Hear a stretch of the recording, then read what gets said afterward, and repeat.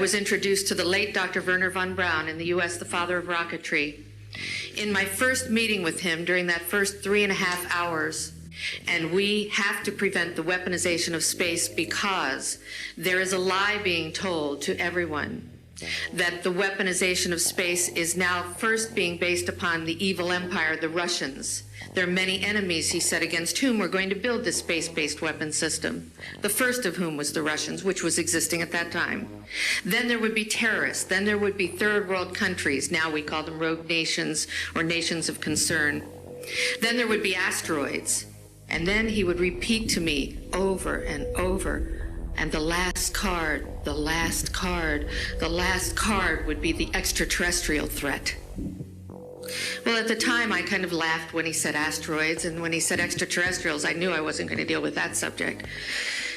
And now we hear on the news just today, this week, that they've slid in another enemy. Only this time we're going to protect our satellites. In other words, we have to have some reason to spend these trillions, to waste these dollars on a space-based weapon system, and they're all lies. Wernher von Braun, the mastermind of NASA's Apollo program, warned us on his deathbed that a fake alien threat would be manufactured by the deep state's weaponized orbit. But his warning leaves us with a terrifying paradox. If the impending threat is a staged psychological operation, does that mean the phenomenon itself is a hoax? Or is the government staging an external war in the sky to distract us from a reality that is far more dangerous, deeply disturbing, and already running through our own veins? Today, we go past the outer shell of the conspiracy. We are looking at the explicit warnings of the elite brain trust, the physicists, the directors, and the intelligence gatekeepers who agreed that total disclosure right now would trigger an immediate systemic collapse. Imagine taking a DNA test and finding out you're not from where you thought you were, right? Maybe you grew up thinking you were Italian, but most of your DNA comes back as French. It happens all the time. But now I want you to imagine you're not from the planet you thought you were from. Maybe you already knew that. I know that sounds like science fiction, but the possibility is gaining a lot of traction in some UFO circles, because on a recent podcast, science fiction writer and philosopher Jason Rezajani says he was told about a secret CIA program by former U.S. Army Sergeant Lynn Buchanan. And Buchanan seemingly claims that he's a psychic spy who worked for the government's remote viewing program during the Cold War and was approached by a group of aliens known as the Nordics, who've been hiding out in plain sight, living quietly in small American towns. At least they're hiding out for now. Because according to Giorgiani, Buchanan claims a UAP researcher named Christopher Kit Green believes he may have found a way to identify these secret aliens by searching for a specific non-human or hybrid genetic marker inside DNA databases like Ancestry and 23andMe. And on the pie chart listing ethnicities, there's something sometimes called a wedge. It's called other, which means unknown, unidentifiable. So UFO theorists believe that could mean extraterrestrial evidence. But as new UAP files continue to be released by the Pentagon, is it fair to at least ask whether some of these things that we once laughed off maybe deserve some serious scientific scrutiny?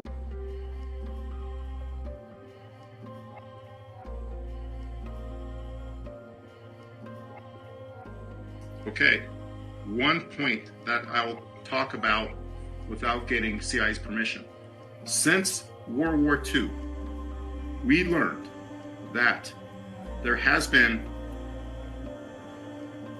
an alien hybridization of humans. 25-year career, and it culminated in me receiving the Career Intelligence Medal for my service.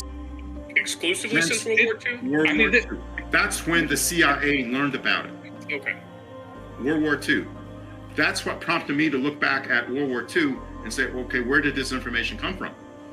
But still, it should be a DNA record of that. We should be able to tell them. Absolutely. And that's what's not released. That's still... Well, but I mean, this is being done by academics. It's, you know, the government doesn't do the DNA research. Yes, we do. Yes, we do. Well, sure, but I would... it's not private, right? There's no classification of our DNA. You can't classify looking into our DNA. Another puzzle we would love to have cleared up is an understanding of the role of aerospace companies as holders of potentially basic scientific knowledge not shared with the academic world. Is it possible? It seems very wrong to me. May be wrong, but it's true. It is true. You believe it's true? Yeah, I know it's true. If John Ramirez and intelligence databases are correct, if a percentage of the human population carries non-human genetic code, an official disclosure wouldn't just rewrite biology, it would unlock the darkest, most savage loop in human psychology. Human history provides a definitive bloodstained roadmap for what happens when a society is told an invisible other is living among them. We don't handle it with scientific curiosity. We handle it with immediate, weaponized terror. And look at the historical blueprints, right? We got the Salem witch trials. In 1692, an entire community collapsed into madness, not because they saw physical monsters, but because they believed in a spectral evidence. The idea that an invisible non-human force could inhabit an ordinary-looking neighbor. Trust vanished instantly. Families turned on each other, and innocent people were executed purely based on the unprovable accusation of a hidden nature. Then you got the Red Scare, and this was McCarthyism in the 1950s. The mere suspicion of an ideological infiltrator shattered the institutional fabric of the West. You didn't need proof to ruin a life. You just needed to seed a rumor. Neighbors spied on neighbors. Blacklists tore apart careers. And the state weaponized paranoia to strip citizens of their basic rights. The true danger of the hybrid disclosure, the ultimate horror of revealing that hybrids walk among us, isn't what the hybrids might do to us. It's what ordinary humans will do to each other out of sheer, unadulterated fear. If the government announces that certain individuals possess non-human genetic markers, which this has been said by a lot of people that are high up, that would grant them unique cognitive abilities or alternative allegiances. It triggers McCarthyism 2.0 on a planetary scale. Every neurodivergent trait, every unique physical feature, and every unconventional psychological pattern would be weaponized. The digital landscape would instantly transform into a decentralized witch hunt. Crowdsourced internet tribunals would analyze videos, medical records, and eye movements, falsely branding innocent citizens as infiltrators. The judicial system would freeze. A legal civil war would erupt overnight as governments struggled to decide if non-human DNA strips a person of their constitutional rights and legal personhood. This is the hidden psychological wall of the cover-up. The gatekeepers know that the thin veneer of modern civilization relies entirely on the illusion of a shared, uniform identity. If you shatter that illusion by revealing a genetic hierarchy, you don't get an intellectual debate. You get an immediate tribunal or tribal regression into the Dark Ages, where the crowd demands a purge of anyone who doesn't fit the baseline definition of human. Just look at the historical archives. Just look at history. It's happened repeatedly.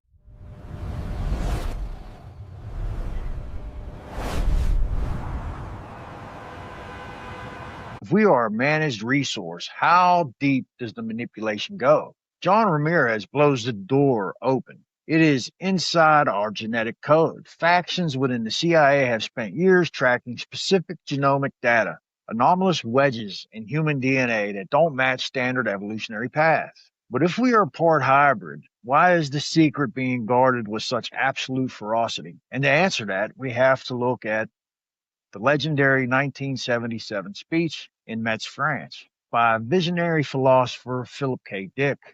I would like to confess that I've been asked to cut about 2/3 of my speech out and deliver as short a speech as possible. You are free to believe me or to disbelieve, but please take my word on it that I am not joking. This is very serious, a matter of importance. This is the recording some believe cost him his life.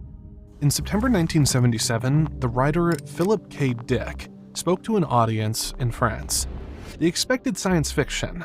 What he said, instead, revealed too much about reality and drew the attention of the CIA and FBI, changing his life forever.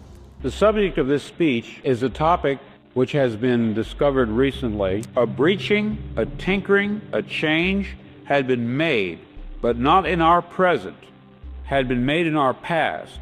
A variable was changed, reprogrammed as it were, and that because of this, an alternative world branched off, became actualized instead of the prior one, and that in fact, in literal fact, We are once more living this particular segment of linear time. He said the CIA and FBI had taken his work years earlier. That's when you know he may have spoken too much. In March of '74, the CIA opened my mail. The FBI had a file on me. I've seen both. But the cops were watching everything I did, and I was correct.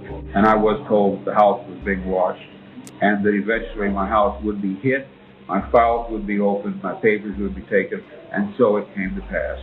When I came home and found my house consisting of nothing but rubble, ruins, chaos, broken windows, smashed doorknobs, blown open files. A few years later, he suddenly dies. This video will give you chills. We are accustomed to supposing that all change takes place along the linear time axis, from past to present to future. The present is an accrual of the past and is different from it. The future will accrue from the present on and be different yet. That an orthogonal or right-angled time axis could exist, a lateral domain in which change takes place, processes occurring sideways in reality, so to speak, this is almost impossible to imagine. How would we perceive such lateral changes? What would we experience? What clues, if we are trying to test out this bizarre theory, should we be on the alert for? In other words, how can change take place outside of linear time at all, in any sense, to any degree? If reality is a fluid, conscious-driven simulation and our DNA contains the non-human code of the others, then human consciousness isn't just a passive observer. Our collective awareness is the rendering engine of the simulation. That's what I believe. This brings us to the ultimate twist, right? The gatekeepers have never spoken aloud, right? Right now, the simulation remains stable because 99% of the human population believes reality is solid, linear, and unchangeable. Their collective belief anchors the local code. But if unmanaged chaotic disclosure confirms that we are genetic hybrids living in an artificial matrix controlled by multidimensional entities, the variables change instantly. For more than 3 decades, the animated show has been making jokes that later turn out to mirror real-world events with uncanny accuracy. Years before smartwatches were invented, The Simpsons showed characters using wrist devices to make phone calls. They joked about a defective autocorrect feature on a handheld device, long before smartphones made that frustration a daily reality. They even portrayed Disney eventually buying 20th Century Fox, a merger that seemed absurd at the time but became reality in 2019. In another episode, they showed a skyscraper with a design almost identical to London's Shard, drawn over a decade before construction even began. They sketched a Nobel Prize prediction board that matched the actual Nobel winner announced years later. And in one storyline, they featured a 3-eyed fish living near a power plant, which was followed years later by news photos of a 3-eyed fish discovered in Argentina, living by water contaminated from a nuclear facility. At some point, the list becomes too long to ignore. These aren't just vague jokes that can be stretched to fit events. They're oddly specific details, many of them tied to technology, science, or cultural shifts that hadn't happened yet. Some people laugh it off as coincidence. Others wonder if the writers had hidden knowledge. And some even go further, suggesting, half joking but half serious, that the show's creator might have glimpsed the future, or somehow tapped into the same overlapping layers of reality Philip K. Dick described back in 1977. When you place these examples next to his words, the similarities are hard to miss. He spoke of multiple versions of the world stacked like film transparencies, with one becoming actualized over another. Whether through shared memories, déjà vu, or a cartoon that seems to predict events years ahead of time. If 8 billion minds simultaneously realize that reality is fluid and responsive to thought, the collective processing engine of our local space-time would experience a catastrophic buffer overload, right? It would just, the Mandela effects and intense bouts of deja vu we experience are not pop culture jokes. They are the localized debugging patches of an intelligence system or consciousness trying to fix these timeline splits. A botched disclosure wouldn't just cause a political riot, it would physically crash the rendering engine of our reality, causing physical space, memory, and time to fracture at a geometric scale. Things would just get really weird, and we've heard this. Other people Terrence McKenna have said this, that it's going to get so weird that we're going to have to talk about how weird it is. To understand why the lid is being kept on this reality, we have to look at the credentials of the men who built the system. This isn't internet speculation. These are the foundational pillars of the modern aerospace defense complex. Professor Haim Eshed, the defense architect, and his credentials? Well, he was founder and director of the Israeli Defense Ministry Space Directorate for nearly 30 years, a retired military general and 3-time recipient of the Israeli Security Award. The warning? Before his disclosures, Eshed made it clear that the secrecy is actively enforced by an external, non-human architecture. He stated that a galactic federation stepped in to prevent official disclosure. And he said the reason was because human psychology is completely unequipped to handle the shock. And they are waiting until human science reaches a baseline understanding of space and physics before making overt contact to avoid triggering an instantaneous global panic. And then you have Dr. Hal Puthoff, the intelligence insider. His credentials? He was a legendary Stanford physicist, founder of the CIA-funded SRI remote viewing program, an elite consultant to the DoD, the DIA, and top-tier aerospace contractors for half a century. And his warning? Well, Dr. Puthoff revealed that back in 2004, a specialized intelligence think tank consisting of senior CIA, DIA officials formally reviewed whether to declassify legacy UAP programs. They explicitly voted no because the economic fallout would be catastrophic. The instant introduction of alternative physics, this would devalue the multi-trillion-dollar global energy grid overnight, tanking the stock market and collapsing global supply chains before a replacement architecture could be deployed. We're talking about free zero-point energy. Yes, it does exist. I think the U.S. government probably has unlocked 0 point or close to 0 point energy, which would be pulling energy out of the vacuum. We have inventors that have done that over and over and over. And making energy of apparently nothing. Well, we could start with, there's a man named Charles Pogue, who in the 30s tinkered with his carburetor and was able to get 200 miles a gallon. It's proven. It was engineers, investigated, scientists. It's totally proven. It worked. He was going to be a zillionaire or whatever. He's going to transform society. And the problem was, once the news of his engine got out, the oil stocks crashed. They just crashed. So the oil industry lobbied the U.S. government, we have to do something about this. And in 1951, the Invention Secrecy Act was passed. So now, if you patent any device that is more than 20% efficient, that's instantly classified. That is now a state secret. It's vital to national security. You can't talk about it. You can't build it. And you can't sell it unless you sell it to the U.S. military. You cannot do it. That went on for a while. And then there was a man named Tom Ogle. And Tom is this is the 70s now. He accidentally rewires his lawnmower engine to take the exhaust and pump it back into the carburetor. And this thing runs on a gallon of gas for 78 hours or something like that. So he reconfigures his car. It's like a 1976 Ford Galaxy, like a boat. And he's getting 200 miles to the gallon on the thing. He's offered $1 billion from an oil-producing country. Shell Oil offers him $25 million for the patent that he considers, but they're going to shelve it. So he says no. It's considered, maybe one of the biggest inventions of the century. Suddenly, Tom, without a history of drug use, stumbles out of a bar.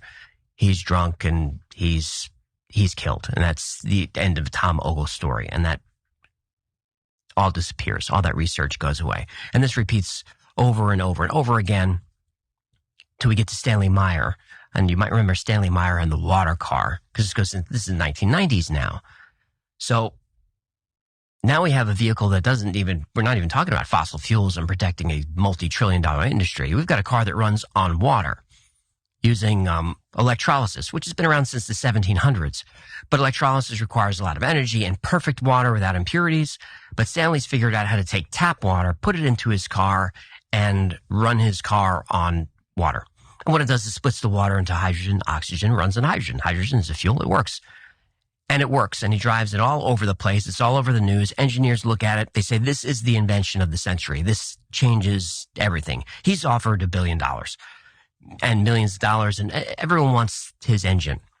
And he's sitting at a Cracker Barrel with his brother and some investors, and they raise a glass to toast the new investment to go into the future. And they take their toast, and Stanley suddenly doesn't feel well. He runs outside. He starts vomiting. His brother chases after him and says, what's going on? And Stanley says, they poisoned me, and he dies. And in the medical examiner's report, it says he died of an aneurysm. But if you read the report, you can tell the medical examiner didn't really like that, because he wrote some other stuff like, oh, he said he was poisoned, but toxicology doesn't really show it. But it says he died of an aneurysm. And that technology is now gone. The patent's useless because Stanley faked the numbers because he didn't trust the government, because he had another invention that most people don't know about before his water car, which was this toroid ring. A toroid is a donut. This donut-shaped ring that he invented that created energy out of nothing and levitated. But he patented it. It got hit with the Secrecy Act, and they made his life miserable. But people started to learn about that. And that brings us, there are other inventors in between. Townsend Brown invents this anti-gravity technology. He runs into all kinds of bad luck. All these men have their research stolen. They're broken into. They're carrying guns. They're threatened. They're disappearing. It happens over and over and over again. I have an episode on this. It's very sad. And we get to Floyd Sparky Sweet. He's my favorite, because his inventions, he videotaped all of his stuff. And you see him in his workshop. And Sparky, he's an engineer. He's a garage tinkerer, but he's an engineer.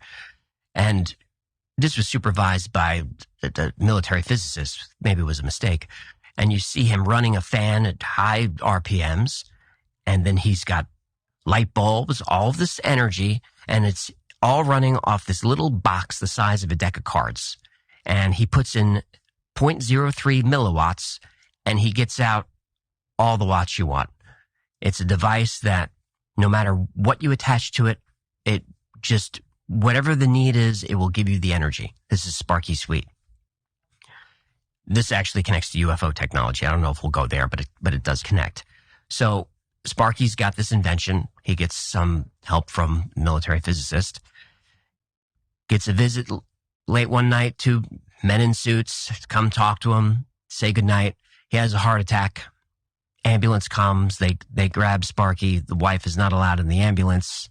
He dies. Soon after, a couple of black vans pull up. They take all his stuff, all his notes, every piece of equipment, and it just disappears. And that's the last we hear of it. And then you got Jacques Vallee, the information pioneer. His credentials: astrophysicist, computer scientist who worked on the first digital map of Mars, and the foundation of ARPANET, the precursor to the internet. A very smart person.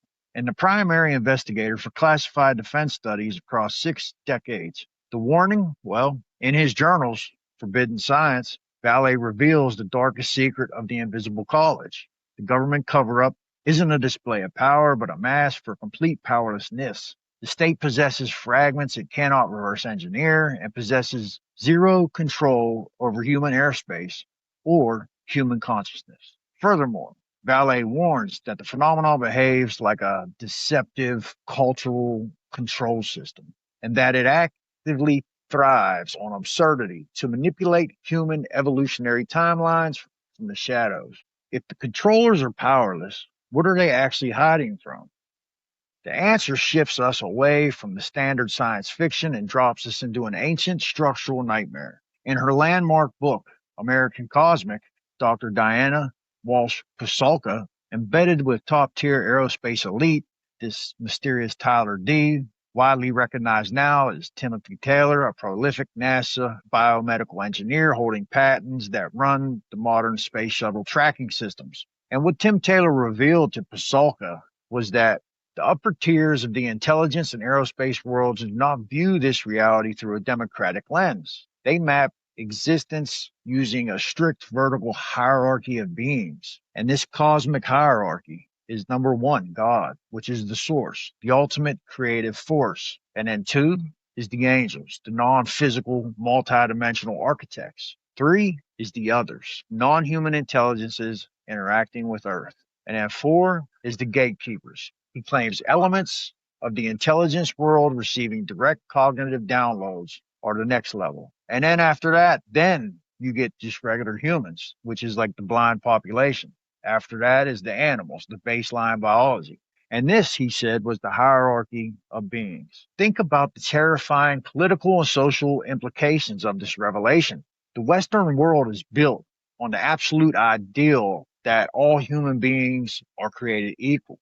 But under Tyler D. or Tim Taylor's hierarchy, our intelligence agencies aren't just bureaucrats hiding crafts. They are cosmic middle management, we'll call them. They are sheepdogs authorized by the higher tier of life or the others or whatever to manage the human population. And disclosure would mean admitting that democracy is an illusion. Human equality is a myth. And our position on Earth is equivalent to livestock in a heavily managed planetary wildlife preserve. And I don't know about you, but that idea bothers me. This brings us to the ultimate pragmatic trap of zero-point energy. Carol Rosin is right. The technology to tap the quantum vacuum exists. Wernher von Braun told her. It has the potential to provide infinite, completely clean energy, erasing global poverty, erasing pollution, and ending the savage competition for basic survival resources overnight. We have to look at the terrifying physics of infinite power. To power a city with zero-point energy, you must build a device that cleanly opens a microscopic doorway into the fundamental fabric of space-time. But physics is a two-way street. If a brilliant, benevolent tinkerer in a basement garage can build a device to extract infinite energy to power his neighborhood, then an unstable, malicious actor in a basement down the street can cause the exact same physics blueprint to construct a weapon of mass destruction. If zero-point energy is completely democratized before humanity changes its base nature, you aren't just distributing free electricity, you are handing every single human being on Earth a push-button device capable of vaporizing a city block, a nation, or the planet itself. A localized society cannot survive infinite power if its baseline instinct is tribalism, weaponization, and fear.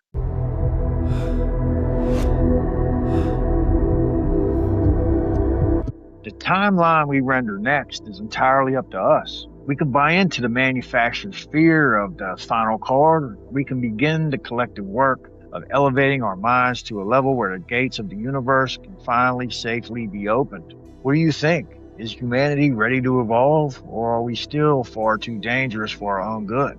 Let me know your thoughts in the comments. Keep searching for the truth, and keep fighting for the future. This is UAP Troop 33. You're watching Touching the Third Rail. Until next time, please hit the like, subscribe, share it to a friend, share it to 2 friends. See you tomorrow. Peace.